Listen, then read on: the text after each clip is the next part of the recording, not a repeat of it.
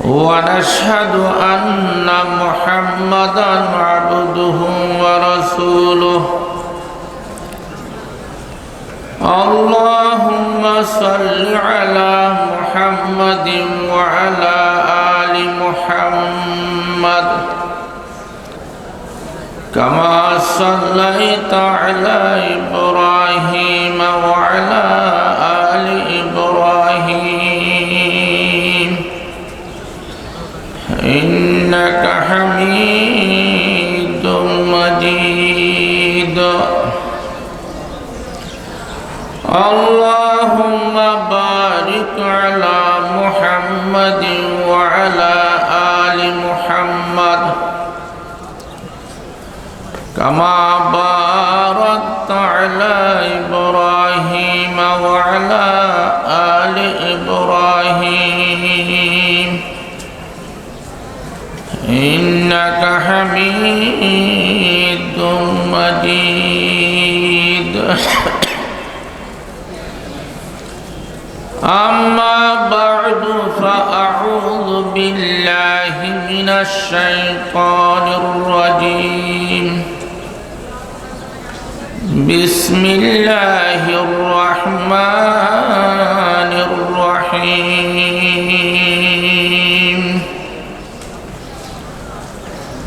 ولا يغتب بعضكم بعضا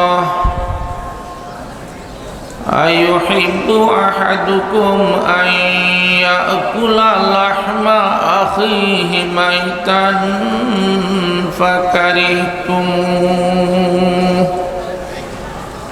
واتقوا الله إن الله تواب رحيم.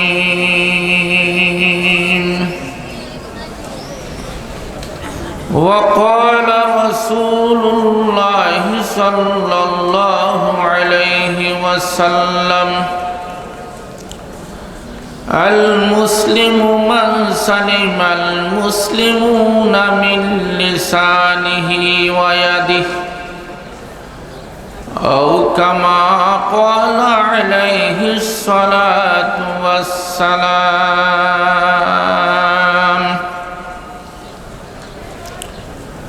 محترم صدر جلاس حضرات علماء کرام আজিজ তলবা ও দিগর বেরাদারান ইসলাম, আমি খুতবা এবং দুরূদ শরীফের পরে আল্লাহ পাক পরওয়ারদিগার আলমের কালামে পাকের লম্বা একটা আয়াত শরীফ থেকে কিছু অংশ তেলাওয়াত করেছি। তার সাথে জনাব রাসূলুল্লাহ সাল্লাল্লাহু আলাইহি ওয়াসাল্লামের লক্ষ লক্ষ হাদিস থেকে বুখারী শরীফের একটা হাদিস শরীফ পাঠ করেছি। আল্লাহ রাব্বুল আলামিন তৌফিক দান করলে কোরআনের আয়াতে কারিমা আর হাদিস শরীফ সম্পর্কে মুক্তসরভাবে সংক্ষেপে কিছু কথা বলে আমি শেষ করতেছি। আল্লাহ রাব্বুল আলামিনের হাজার হাজার শুকরিয়া আদায় করতেছি যে আল্লাহ রাব্বুল আলামিন মেহেরবানি করে আজকে আমাদেরকে আল জামিয়াতুল ইসলামিয়া আজিজুল উলুম বাবুনগর মাদ্রাসার বার্ষিক সভায় দুনিয়ার বিভিন্ন কাজ থেকে ফারক করে আমাদেরকে আসার তৌফিক দান করেছেন, সেজন্য সবাই বলে আলহামদুলিল্লাহ। সময় খুব মুক্তসর, সময় সংক্ষিপ্ত, সেজন্য ডানে বামে দেখার সুযোগ নাই, সরাসরি একটা মাসালার দিকে আমরা চলে যাই। আমরা মুসলমান, আমরা ইমানদার মুসলমান হিসাবে, ইমানদার হিসাবে কোরআন হাদিস সামনে রাখলে দেখা যায় কিছু কাজ হয়েছে আমাদের জন্য করণীয়, আর কিছু কাজ হয়েছে আমাদের জন্য বর্জনীয়। কিছু আমাদের করার আর কিছু সারার।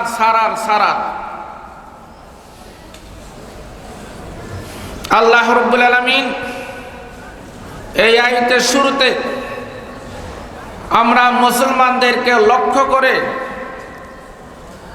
বলেছেন, হে আমার ইমানদার বান্দাবান্দি, তোমরা কোন মানুষকে বদগুমানি করার থেকে বাঁচিয়ে থাকো। খবরদার কোন মানুষের সম্পর্কে খারাপ ধারণা তোমরা করিও না। 2 নম্বর, ওয়ালা তাজাসসু, কোন মানুষের আইবের পিছনে, তার দোষ তালাশ করার পিছনে তোমরা পড়িও না। 1 নম্বর, মানুষকে বদগুমানি করিও না, মানুষ সম্পর্কে খারাপ ধারণা করিও না, ওটার থেকে বেশি করে বাঁচি থাকো। 2 নম্বর,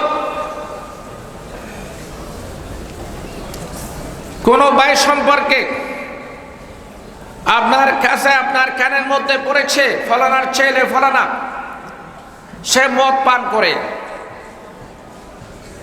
তাহলে ওই সময় কিন্তু মদ পান করে সেই গোপনে প্রকাশ্যভাবে নয়। এখন আপনি এবং আমি যদি তার পিছনে লাগি, এটাই আয়াতের পরিপন্থী। ওলা তাজাসসু, খবরদার মানুষের দোষ তালাশ করার পিছনে তুমি পড়িও না। এরপরও যদি আপনি অথবা আমি তার পিছনে পড়ে বাস্তবে ফলানার ছেলে ফলানা মদ পান করে জুয়া খেলে, এটা আমরা জানিয়ে নিলাম। আবার জানা আছে আপনারও তথ্য ফলানার ছেলে ফলানা মদ পান করে, এটা আপনার তাহকিকের পরে বাস্তবে সে মদ পান করে, এটা সত্য। 2 নম্বর, এটা জানার পরে এখন আল্লাহ রাব্বুল আলামিন 3 নম্বর আমাদেরকে বলতেছে, 3 নম্বরে ওয়ালা ইয়াক্তাব বাদুকুম বাদা, হে আমার বান্দাবান্দি, কোন মুসলমান নরনারীর আইব সম্পর্কে তোমার কাছে জানা আছে ফলানার ছেলে ফলানা সে মদ পান করে, কিন্তু এটা মানুষকে বলা ফলানার ছেলে ফলানা মদ পান করে, দোকানে বসে, হোটেলে বসে, চমনিতে বসে, মাটি বসে অন্য মানুষকে বলা, এটা হলো গীবত। কথা বুঝাতে পারছি? মেশকাত শরীফের শারে মাল্লা আলী কারি আলী রহমা তার বিখ্যাত শরাব মেরকাত, শরহে মেশকাত, ওখানে গীবতের সংজ্ঞা বয়ান করতেছে। গীবত কাকে বলে? আল গীবত যিকরুল মুসলিম আখাহুল মুসলিম বিমা ইয়াকরাহ ফি গায়বুবাতি। গীবত বলা হয় এক মুসলমান অন্য মুসলমানের আইব সম্পর্কে অন্য মানুষকে বলা, তার অনুপস্থিতিতে আপনি আর আমি যে তার দোষ সম্পর্কে চর্চা করেছি, অন্য মানুষের সাথে আলাপ করেছি, সেটা যদি তার কানে উপনীত হয় তার কানে পৌঁছে যায়, সে আমার উপর আপনার উপর নারাজ হবে, সে আমার উপর আপনার উপর নারাজ হবে। এটার নাম হলো গীবত, এটার নাম গীবত। গীবত করা কোরআন হাদিসের দৃষ্টিতে আমাদের শরীয়তের মধ্যে গীবত করা হারাম হারাম হারাম। অথচ আমাদের সমাজের এমন অবস্থা হয়েছে, আমাদের সমাজের এমন অবস্থা হয়েছে, গীবত যে হারাম হারাম এটা আমরা হারাম মনে করি না, হারাম মনে করি না। এটা গুনাহটা আমাদের দিলের মধ্যে তার কোনো ধারণা নাই। এটা তো গুনাহটার কোনো ধারণা নাই। সেই জন্য না হাদিসের মধ্যে আছে, জনাব রাসূলুল্লাহ সাল্লাল্লাহু আলাইহি ওয়াসাল্লাম ইরশাদ করেছেন, ক্বালা রাসূলুল্লাহ সাল্লাল্লাহু আলাইহি ওয়াসাল্লাম, ক্বালা রাসূলুল্লাহ সাল্লাল্লাহু আলাইহি ওয়াসাল্লাম, আল গীবাতু আশাদ্দু মিনাজ জিনা ও কামা ক্বালা আলাইহিস সালাতু ওয়াস সালাম। আল্লাহর হাবিব মুহাম্মদুর রাসূলুল্লাহ সাল্লাল্লাহু আলাইহি ওয়াসাল্লামে এই হাদিসের মধ্যে ইরশাদ করেছেন, গীবতের গুনাহ, গীবত জানার গুনাহ থেকে মারাত্মক, জানার গুনাহ থেকে মারাত্মক। গীবতের গুনাহ জানার গুনাহ থেকে মারাত্মক, মারাত্মক। কেন? গ্রামের কোন এক ছেলে কোন একজন মেয়ের সাথে যদি অবৈধভাবে দেখা করে, স্ত্রী সহবাস করে, তার নাম হলো জানা, জানা, জানা, ব্যভিচারী। যে মহিলা গুনাহ করেছেন, যে ছেলে গুনাহ করেছেন জানার গুনাহ, এটাকে ছেলে ওর পুরুষ, ছেলে মেয়ে উভয় গুনাহ মনে করে, গুনাহ মনে করে, গুনাহ মনে করে রোগী প্রকাশ হয়ে যায়। যে গ্রামের মধ্যে থাকে না, থানার মধ্যে থাকে না, ডিস্ট্রিক্টের মধ্যে থাকে না, অন্য ডিস্ট্রিক্টে গিয়েছে কি করে চাকরি করে বা গাড়ি চালায়। এমন ভাবে শরম লাগে,